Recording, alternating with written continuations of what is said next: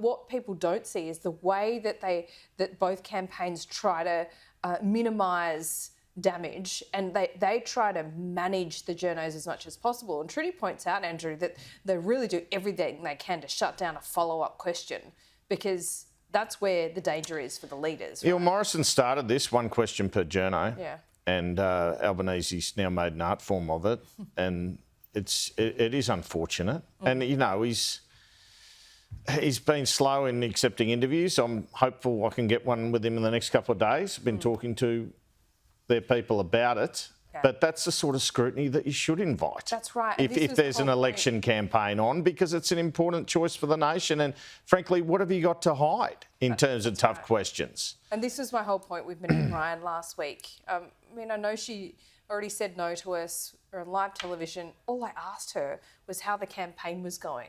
Didn't want to answer the question. It's, you know, none of these parliamentarians or wannabe candidates are victims here. They put themselves up for public scrutiny. You know, the contest of ideas. Anyway, I want to end on this with you because I thought you'd appreciate it.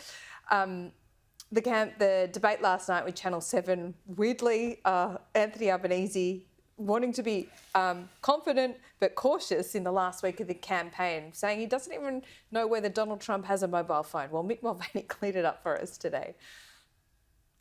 You got his number? You text him?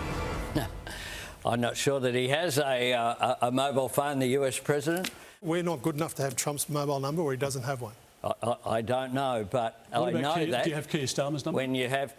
When we have discussions, what we do is we have note takers on both sides. Yeah. Mr. Dutton. I think the answer was no there, Mark. I think that was the straight answer. I texted with him last time, I think right after the shooting in July in Pennsylvania. So, yeah, that he absolutely has a cell phone, and I sort of disappointed. By the way, the more important answer there from Prime Minister Albanese was, when we talk, there's note takers and everything. That's not how Donald Trump works. Donald Trump wants to talk to people like ordinary people. He wants to talk like you and I talk on this program. He doesn't want a bunch of intermediaries. He wants to have a normal conversation.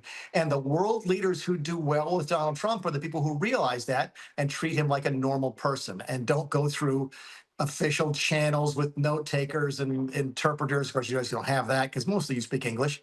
You know, but that's more interesting to me than whether or not he has a phone. Very comforting, isn't it? What happens when we get invaded? Anyway, look, I do recall that Scott Morrison and Mike used to text Mike Pompeo and Mike Pence. So I do wonder if Anthony Albanese, he hasn't had a chance to get over there, but he needs to engage there because he can't just rely on Kevin Rudd, for goodness sake. No, just answer it straight and say I don't have his number, but it's pretty easy to get in contact with him. Yeah, big last week, Andrew.